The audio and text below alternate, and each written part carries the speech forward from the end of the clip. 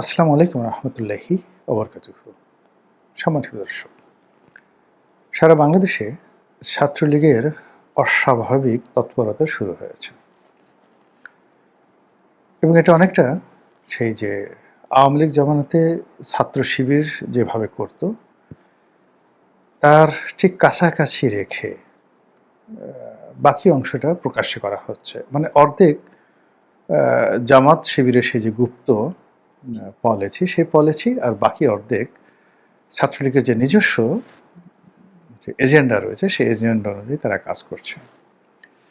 আগে খবরটা বলে নিই, তারপরে খবরের কার্যকারণ এবং এই খবরের ফলে আমাদের রাজনীতিতে যে মৌলিক এবং গুণগত পরিবর্তন আসতে পারে এবং কী কী সম্ভাবনা হতে পারে, কী কী দুর্ঘটনা ঘটতে পারে এবং রাজনীতির যে কী কী মেরুকরণ আগামীতে ঘটতে যাচ্ছে সেই বিষয়গুলো নিয়ে সংক্ষেপে আলোচনা করব। খবরটি হলো যে সারা বাংলাদেশে ছাত্রলীগের কমিটি হচ্ছে এবং প্রকাশ্যে সেই কমিটিগুলো তারা ঘোষণা করছে। কোনো কোনো ক্ষেত্রে সেই কমিটি গঠিত হওয়ার পরে সেই কমিটির যারা সদস্য তাদেরকে স্বাগত জানিয়ে তারা মিছিল করছে।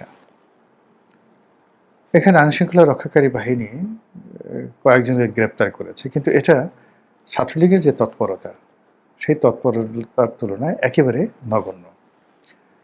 ২ নম্বর হলো যে অন্য সময়গুলোতে যা হয় বা গত ১৮ মাসে আমরা দেখেছি যে ছাত্রলীগ বা আওয়ামী লীগের যে কোনো কর্মকাণ্ডের সঙ্গে সঙ্গে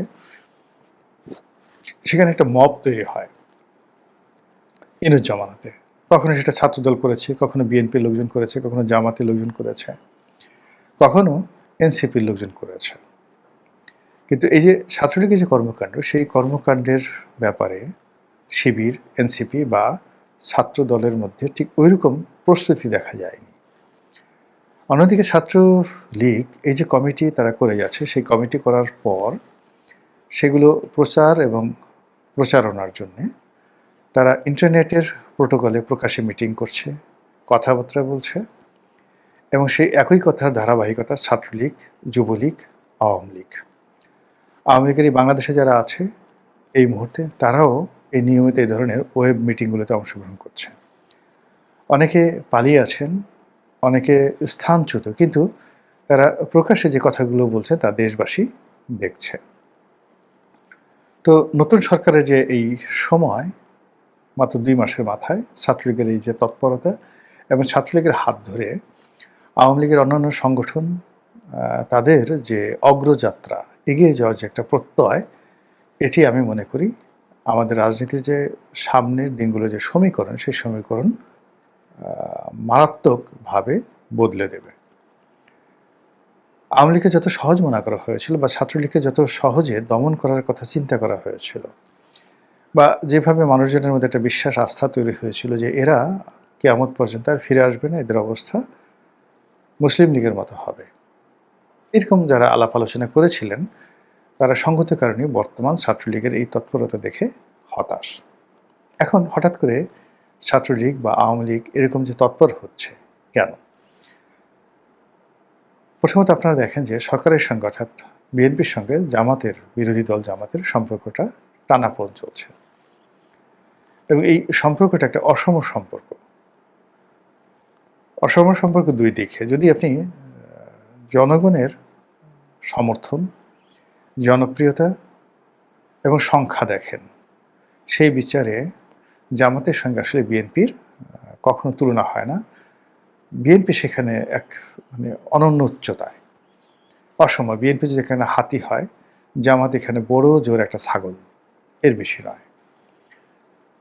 কিন্তু যদি আপনি সাংগঠনিক ক্ষমতা ধরেন, অর্থনৈতিক শৃঙ্খলা ধরেন, ডেডিকেটেড দলের প্রতি যারা ডেডিকেটেড বা যাদের ডেডিকেশন রয়েছে, এই ধরনের লোকজনের আধিক্যের কথা চিন্তা করেন, একটা সংঘবদ্ধ রেজিমেন্টাল ফোর্সের কথা চিন্তা করেন, তাহলে আপনি জামাতকে ধরতে পারেন একটা অতি উচ্চ মার্গের শিকারী বাঘ, রয়্যাল বেঙ্গল টাইগার অথবা আফ্রিকার সিংহ, তা আবার মেয়ের সিংহ নয়, পুরুষ সিংহ। আর অন্যদিকে দেখা গেল যে খুব বিশাল একটা শরীর আছে বিএনপির, কিন্তু নিজেকে রক্ষা করার, মানে তার ওইরকম কোনো পলিসি নেই। আপনি এটাকে হাতির সঙ্গে তুলনা করতে পারেন। হাতি রাগ হয়ে সে তাণ্ডব করতে পারে, কিন্তু শিকারীর বন্দুক বা কোনো শিকারী প্রাণীর যে আক্রমণ তার থেকে নিজেকে সে রক্ষা করতে পারে। অথবা ধরেন জেব্রা, জেব্রার সবচেয়ে বড় শক্তি হলো তার দুটো পা, প্রচণ্ড শক্তিশালী দুটো পা। সে যদি তার কোনো পায়ের নাগালে কাউকে পায় এবং সে কাউকে লাথি দিতে মারতে পারে, সেটা বাঘ হোক সিংহ হোক, স্পট ডেথ। এবং এই দুর্বলতাটা বাঘ সিংহ জানে। এই জন্য তারা করে কি, পায়ের ওই জায়গাটাতে না, সে ভিতরে এসে রানের এমন একটা জায়গাতে কামড় বসায় যাতে করে সে আর পা চালাতে পারে না। তো সেই দিক থেকে রেজিমেন্টাল ফোর্স, অর্থ, কৌশল, তাদের যে বিদেশি বন্ধু, যেমন ধরুন এখন বিএনপির কোনো বন্ধু নেই, কোনো বন্ধু নেই বিদেশে। তো ভারত, পাকিস্তান, মানে আমেরিকা, মানে কোনো দেশের সাথেই বিএনপির যে কৌশলগত বন্ধুত্ব, এটা শূন্য, জিরো। কিন্তু জামাতে কি আছে দেখেন, জামাতের সাথে পাকিস্তানের ভালো সম্পর্ক, তুরস্কের ভালো সম্পর্ক, ইরানের ভালো সম্পর্ক, চীনের ভালো সম্পর্ক, এবং এরা টাকা দিয়ে, প্রয়োজনে টাকা দিয়ে, কিংবা ওই যাকে বলে ওদের যে বায়তুল মাল রয়েছে, সেই বায়তুল মালে তারা অর্থ দিয়েও তারা জামাতের সাথে সম্পর্ক রক্ষা করবে।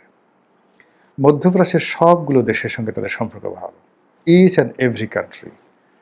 আচ্ছা, এই গেল ওদের অবস্থা। আপনি আওয়ামী লীগের অবস্থা চিন্তা করেন।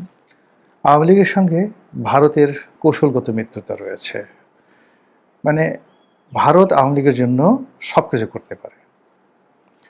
এরপর তাদের সঙ্গে কৌশলগত সম্পর্ক রয়েছে রাশিয়ার, এবং ব্যক্তিগত পারিবারিক সম্পর্ক রয়েছে মিস্টার ভ্লাদিমির পুতিনের। তাদের সঙ্গে আমেরিকার অসাধারণ একটা সম্পর্ক আছে আওয়ামী লীগের। এখন দেখেন, আওয়ামী লীগের হাজার হাজার নেতাকর্মী আমেরিকাতে এবং ইউরোপে আছে, বুক ফুলিয়ে ঘুরে বেড়াচ্ছে। সম্পর্ক না থাকলে এটা হতো না। এরপর তাদের সাথে, শেখ হাসিনার সাথে একেবারে পারিবারিক সম্পর্ক বর্তমান কাতারের আমিরের সাথে।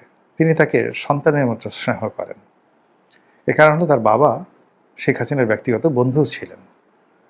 এ গেল কাতার। দুবাইয়ের সাথে কিন্তু তার সম্পর্ক খারাপ না।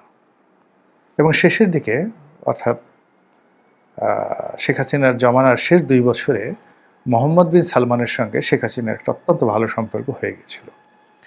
এবং সৌদি আরবের যে রাষ্ট্রীয় তেল কোম্পানি আরামকো বাংলাদেশে রিফাইনারি স্থাপন করবে, এবং এই রিফাইনারি থেকে তারা তেল রিফাইন করে এশিয়ার দেশগুলোতে তারা সরবরাহ করবে। এই ধরনের একটা চুক্তিতে তারা প্রায় উপনীত হয়ে গিয়েছিল।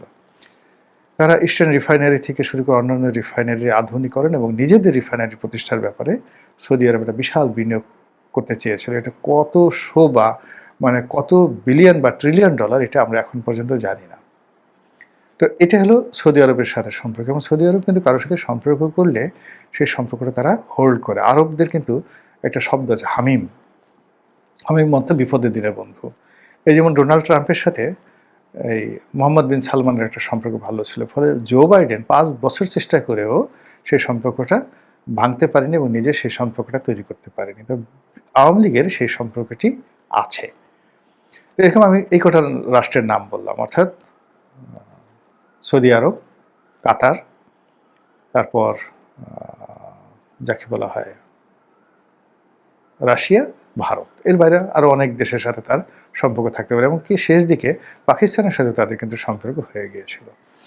তো সেইগুলো যদি চিন্তা করেন, তাহলে এই যে বর্তমান সরকার, সেই সরকার হলো অনেক বড় বিস্তৃত একটা সরকার।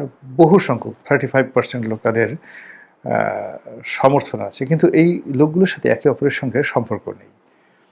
এই দলের মধ্যে একজন সিঙ্গেল লোক নেই যে ডাকলে এই 35% লোক চোখ বুজে তার কথা মতো আসবে এবং তার কথা পালন করবে। যেভাবে শেখ হাসিনার কথা পালন করে, যেভাবে জামাতের লোকজন তার আমিরের কথা পালন করে, এমনকি ডাক্তার মাসুদের কথা যেভাবে পালন করে, বিএনপিতে এরকম একজন ডাক্তার মাসুদ পাবেন না, জামাতের সভাপতি পাবেন না। বিএনপিতে এইভাবে একজন শেখ হাসিনা নাই, একজন জাহাঙ্গীর কবির নানক নাই, একজন আলাউদ্দিন নাসিম নাই, একজন আরও অনেক, এমনকি ওবায়দুল কাদেরও নেই।